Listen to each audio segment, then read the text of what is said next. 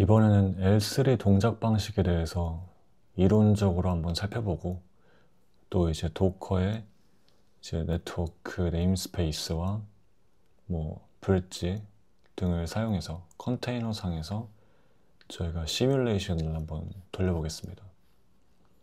지금까지 저희가 했던 거는 이제 L2 통신이었죠. L2 통신. L2를 간단하게 한번 복습을 해볼 텐데 얘는 이제 LAN이라고 하죠.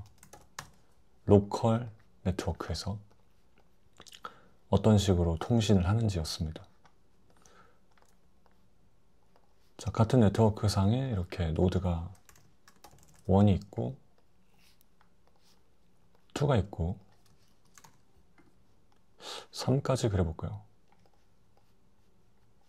노드 3까지.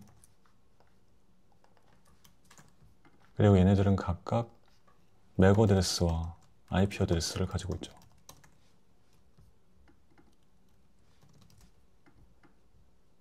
맥 어드레스,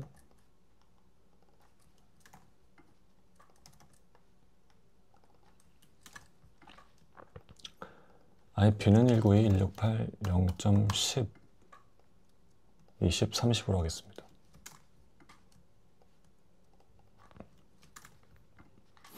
그리고 이제 여기 스위치가 있었죠.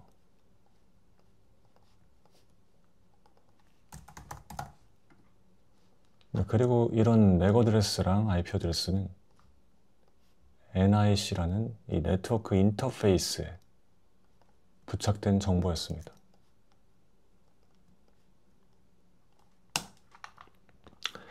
여기서 노드 1이 노드 3에게 패킷을 보내고 싶다면 먼저 맥 어드레스가 필요한데 현재는 노드 1이 맥 어드레스를 모르죠. 노드 3에. 그때 이제 AR 핑을 통해서 IP 주소를, 그러니까 이 30의 IP 주소를 스위치한테 이제 물어봐서 얘 맥 어드레스가 뭐냐? 그러면 얘는 이제 브로드캐스팅을 해주고요. 그리고 30번이 아니니까 얘는 그냥 무시를 하고 노드 3는 내가 30번이 맞으니까 맥 어드레스를 이렇게 돌려줍니다. 반환하는 거는 이제 파란색으로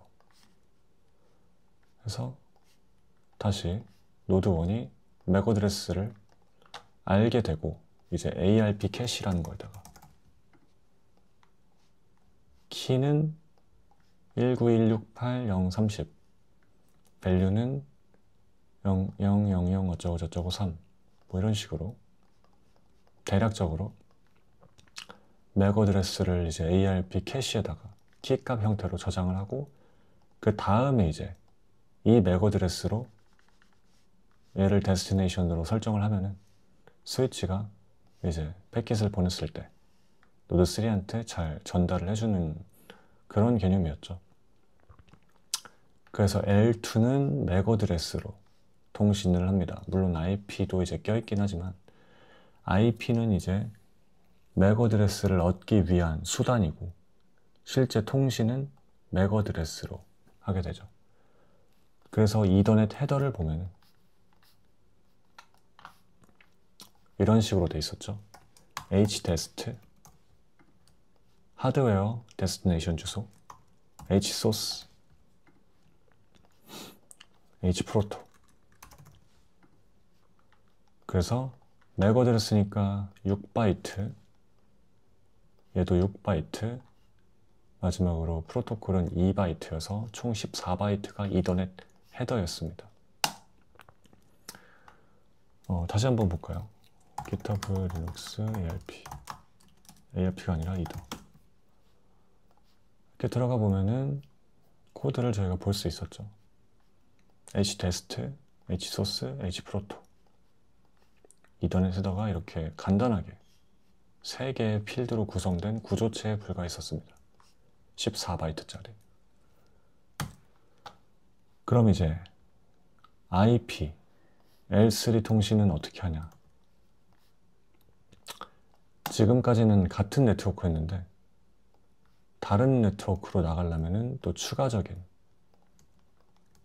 장치가 하나 필요합니다.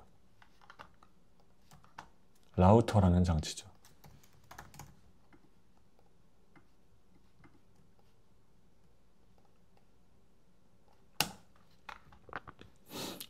그래서 만약에 저희가 보내려는 게 다른 네트워크라면, 목적지가 다른 네트워크라면 라우터를 타고 다른 네트워크로 나가야 됩니다. 이를 좀 옮기고 저희가 구글 서버로 핑을 보낸다고 한번 가정을 해볼게요. 여기가 이제 구글 서버라고 가정을 하겠습니다. IP는 그냥 8.8.8.8이라고 할게요. 그러면은 패킷이 밖으로 나왔을 때 일자로 쭉 가는 게 아니라 중간에 수많은 노드들을 타고 갑니다.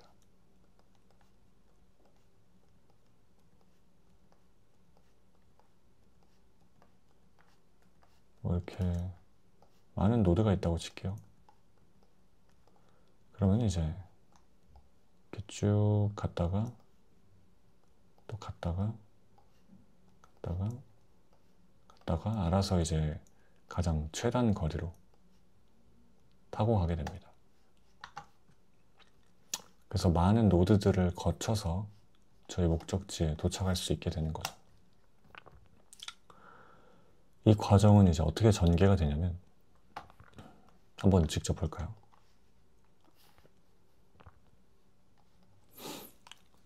ping이란 명령어를 써가지고 google.com 이렇게 보내면 구글 주소가 지금 서버 주소가 이렇게 돼 있죠. 142.15250.207.110 핑을 보내면 뭔가 중간 과정이 보이진 않지만 어쨌든 도달을 잘하고 있습니다. 찍히는 거는 AR 핑과 크게 다르지 않지만 여기가 이제 맥이 아니라 IP로 나오죠. 그리고 뭐 TTL 이란 것도 있고 시간도 이제 밀리세컨드 단위가 나옵니다. AR 핑은 마이크로 세컨드 단위 정도면 충분했었죠. 역시 다른 네트워크까지 가다 보니까 이 왕복 시간이, 라운드 트립 시간이 AR 핑보다는 길 수밖에 없습니다. 물리적인 한계상. 당연히 더 많은 노드를 타고 이동을 해야 되니까요. 그래서 이제 이 과정을 조금 더 자세히 살펴볼 텐데 L3 통신하기 위해서 라우트 테이블이라는 것이 필요합니다. 역시 엄청나게 많은 뭐 테이블들이 있죠. 룩업 테이블, 여기 ARP 캐시도 사실 테이블 같은 거고 뭐 네이버 테이블이라고도 하죠. 라우트 테이블이란 거는 이제 IP, R, 라우트 약자거든요. IP 라우트라는 명령어를 쓰면은 이렇게 저희 라우팅 테이블에 등록된 녀석들이 보이게 됩니다. 근데 수가 좀 많으니까 여기서 필요한 거 몇 개만 뽑아가지고 설명을 해보도록 하겠습니다. 우선 첫 번째 거 복사를 해주고요. 그리고 이것도 하나 복사를 하겠습니다. 여기를 조금 늘려줄게요.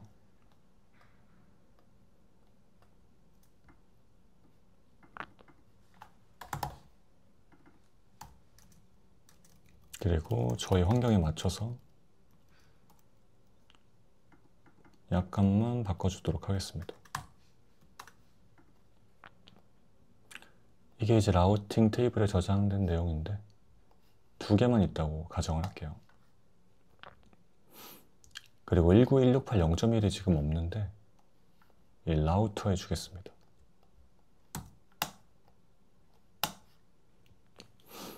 딱 이 상태입니다. 그리고 스위치에도 이제 포트를 좀 더 명확하게 그려줄게요. 연결돼 있다라는 것을 좀 더 확실하게 시각화하기 위해서 저희가 이제 도커에서 썼던 VTH 페어가 있었죠. 페어는 물리적인 선으로 NIC와 NIC가 1대1로 연결되어 있는 모습을 가상화했던 것이었습니다. 그래서 실제로는 이렇게 NIC, NIC가 1대1로 이렇게 포트로 연결이 되어 있겠죠. 그럼 만약에 저희가 노드 1에서 노드 3로 핑을 보낸다고 생각을 해볼게요. 핑은 L3인데 문제는 여기는 지금 같은 네트워크입니다. L3는 원래 다른 네트워크를 타고 나가는 거죠. 근데 같은 네트워크에서도 사용이 가능합니다. 다만 약간 동작 방식이 달라질 뿐입니다. 우선 처음에 노드 1이 노드 3한테 핑 요청을 보내는데 이런 식으로 명령어를 쓰겠죠. 핑 192.168.0.30. 그러면 이제 얘는 라우팅 테이블을 뒤져봅니다. 그래서 보면은 디폴트와 특정 IP 대역이 두 개가 있어요. 디폴트는 IP 대역이 써있지 않습니다. 이거는 잠깐 무시해주세요. 여기는 IP 대역이 써있습니다. 이건 이제 목적지에 대한 IP 대역을 말하는 거예요. 목적지에 대한 IP 대역이 이것이냐 묻는 건데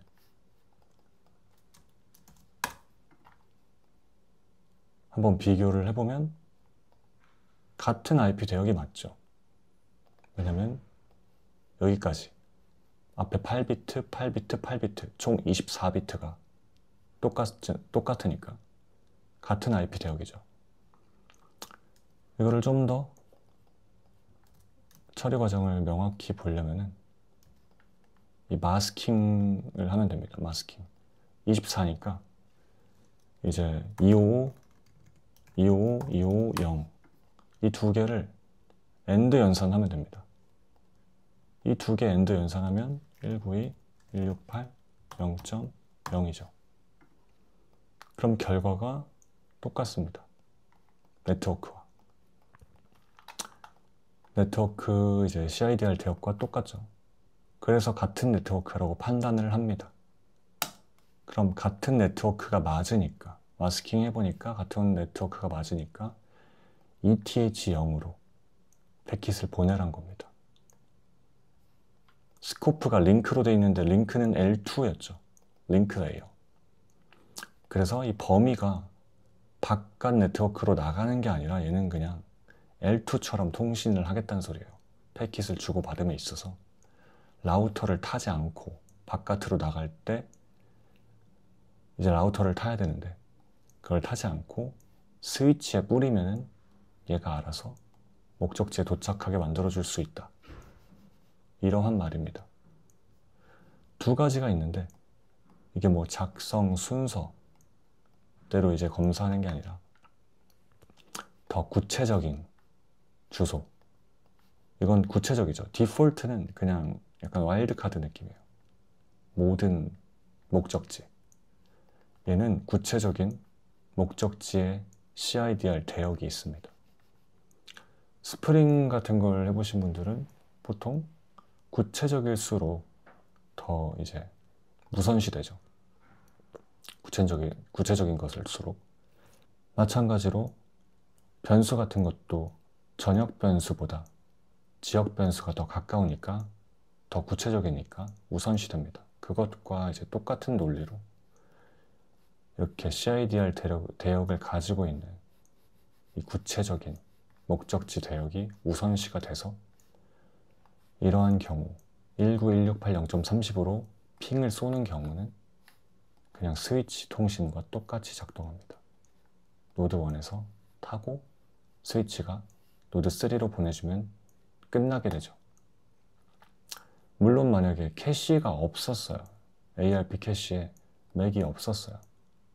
그럼 먼저 ARP를 보내고 이 IP 주소 누구야? 맥 뭐야? 물어보고 ARP를 얘가 채운 다음에 캐시를 채운 다음에 그 다음에 이 맥으로 보내주면 끝입니다. 그러니까 이제 L3 통신할 때 이제 스위치에서 ARP 같은 거 브로드캐스팅 해가지고 캐시를 채워줘야 되는데, 이런 거는 이제 네트워크 스택이 자동으로 이제 핑 보내면 해줍니다. 그 다음에 만약에 다른 네트워크로 보냈어요. 저희가 아까 구글로 보냈던 것처럼 142, 250, 207, 110 이런 데로 이제 패킷을 보낸다. 전혀 다른 외부로 패킷을 보내야 된다.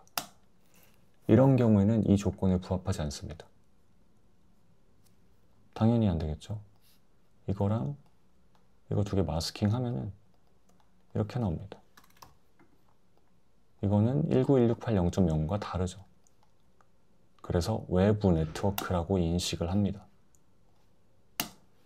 그러면 이제 맞는 조건이 없으니까 디폴트를 타게 됩니다. 다 실패하면 디폴트를 타는 거예요. 그러면 그때 via라고 써 있는데 뭐뭐를 통해서, 통과해서 가라 이런 거죠. 통과해서 가는데 192, 168, 0, 1입니다.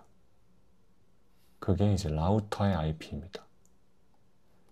이 특정 라우터 IP를 지정해 놓고 이쪽으로 패킷을 보내란 겁니다.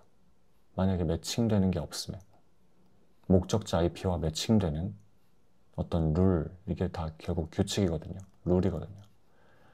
룰이 매칭이 하나도 안 되면 이 IP로 패킷을 보내라. 그럼 마찬가지로 라우터도 맥 어드레스가 있겠죠. 10번이라고 할게요. 이것도 역시 노드로 패킷을 보내는 것과 똑같이 패킷을 전달할 수 있습니다. 그러니까 이제 이더넷 헤더에서 데스티네이션이 노드 3게 아니라 라우터 거로 설정이 되면 됩니다. 그럼 지금 ARP 캐시에서는 라우터에 맥 어드레스가 아직 없는 상태죠. 그럼 여기다가 ARP를 보내가지고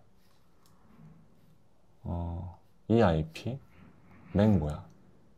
물어보면은 이제 라우터가 갖다 주겠죠. 그래서 맥 어드레스를 이렇게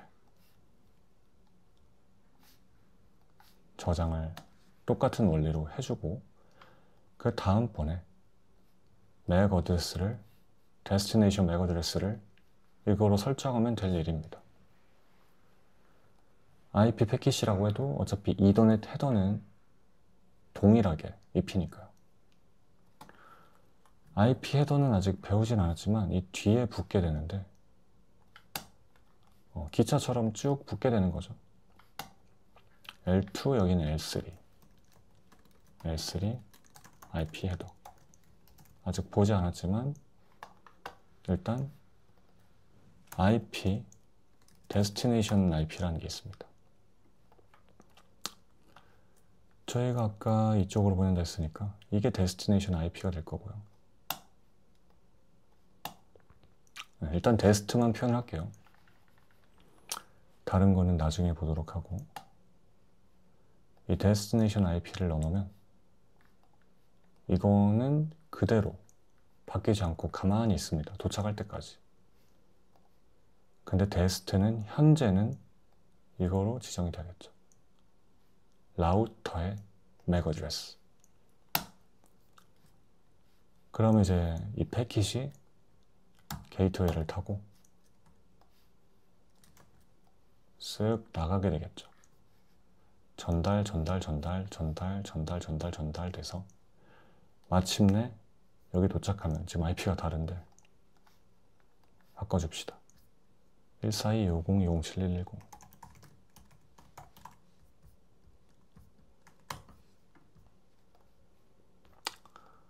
이제 도착하면은 같은 IP니까 여기서 응답을 해주면 되겠죠.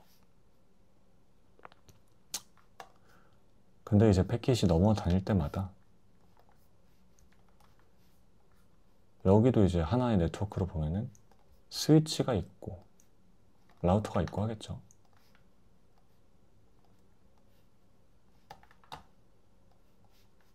그래서 이제 라우터와 라우터가 이렇게 뭐 연결이 돼 있다 하면은 라우터들도 다 맥 어드레스를 가지고 있을 겁니다.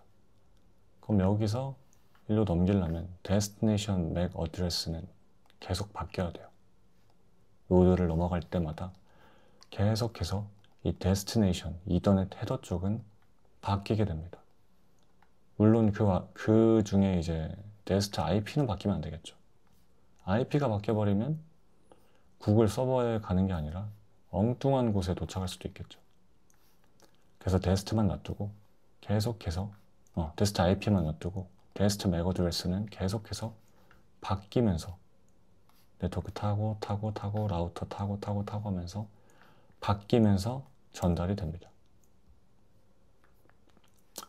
이런 식으로 작동을 합니다. L3에서 아주 간략하게 봤고요.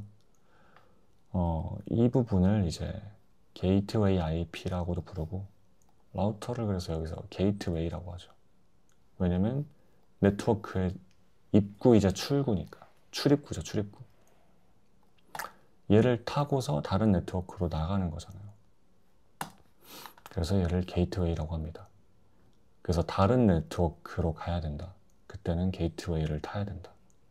그러니까 게이트웨이를 탄다는 거는 현재 랜이 아니라 연결된 다른 랜으로 전송을 하는 거죠. 간단하게 L3 개요를 받고 이 이론 내용을 바탕으로 한번 다음 시간에는 도커 환경에서 저희가 직접 게이트웨이 환경을 꾸려가지고 핑을 보내서 도착하도록 만들어 보겠습니다.